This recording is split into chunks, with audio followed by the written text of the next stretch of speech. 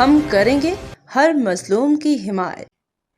السلام علیکم، میں ہوں حورین فاطمہ اور آپ دیکھ رہے ہیں حمایتی نیوز HD چینل۔ نظر ڈالتے ہیں آج کی اہم خبروں پر۔ ملیر کے علاقے سمار اسماعیل کنڈانی کے قبرستان پہ قبضہ۔ سیوریج لائن کے نام پہ قبرستان کی بے حرمتی کے خلاف علاقہ مکینوں کا شدید احتجاج۔ کراچی سے چیف کرائم رپورٹر حاجی عبدالغنی باریجو کی رپورٹ کے مطابق ملیر کے ڈاپ ٹاؤن کے UC 7 وارڈ 2 مراد میمن کے علاقے سمار اسماعیل سمار کھنڈانی گاؤں پٹریس گارڈن میں قبرستان کی زمین پہ مبینہ طور پہ بلڈر مافیا کے کارندوں کی جانب سے قبضہ کر کے سیوریج لائن بچھانے کی کوشش کے خلاف علاقہ مکینوں نے شدید احتجاج کیا۔ تفصیلات کے مطابق مقامی افراد کا کہنا ہے کہ مشتاق مٹو، جنید مٹو، ارشد مسیح، ایوب بھٹی اور دیگر بااثر افراد قبرستان کی زمین پہ قبضہ کر کے قبروں کی بے حرمتی کرتے ہوئے قبرستان کے اندر سے سیوریج لائن گزارنے میں مصروف ہیں، جو نہ صرف غیر قانونی بلکہ اخلاقی طور پر بھی انتہائی قابل مذمت عمل ہے۔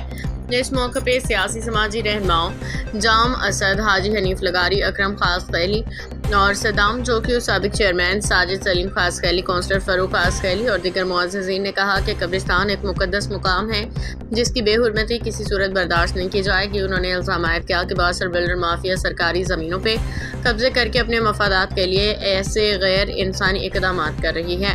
دیگر متعلقہ حکام سے مطالبہ کیا کہ فوری نوٹس لے کے قبضہ ختم کرایا جائے اور قبرستان کے اندر سیوریج لائن بچھانے کا کام فوراً روکا جائے، جبکہ ملوث افراد کے خلاف سخت قانونی کارروائی کی جائے۔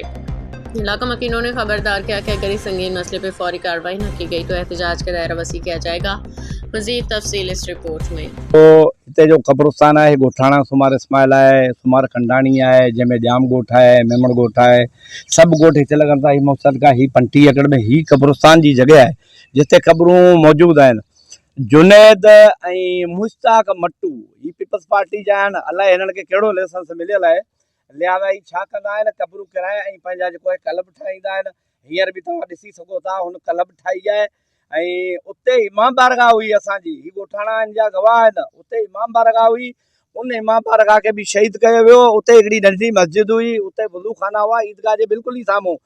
جنید، ایوب مسیح، ارشد مسیح، مشتاق مسیح ۽ ॿيا الهي انهن سان مليل آهن جيڪي لينڊ گريبر آهن هتي جا آهن يا اتر سندھ جا آهن، انهن وڏو هتي نقصان کيو आहे۔ هينئر وري جيڪو आहे تو عیدگاہ جي پويان جي پيا آهن، جنید جا ماڻهو هتي زناخوريون ڪندا اچي ڏي عیدگاہ جي اندر۔ بھائی ظلم ہے، سندھی ماण्هو آहियूं یا تو بھلا اسان بنگالی یا برمی یا بہاری آहियूं یا اسان کي هتي تريو کٽيو پيو وڃي، قبرون گواہ آهن هتي جيڪي بھی آهن۔ قبرستان جي 50 ایکڑ زمين ہے۔ بھائی ٹھیک ہے، اسان سندھ گورنمنٹ مراد علی شاہ جيڪي بھی اعلی ادارا انهن کي اپيل تھا ڪيون اسان کي بھلا قبرستان جي ٻي جگہ تے جگہ ڏيو، وڄي ٺاهيو هتي۔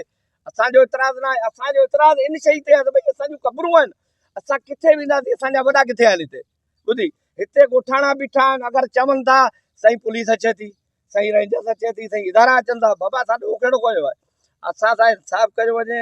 سائیں گهرام پنو جيڪي بھی جام صاحب وارا آهن انهن کي اسان اپيل تھا ڪيون، مهرباني ڪري اسان تے رحم ڪيو انهن ڳوٺاڻن تے۔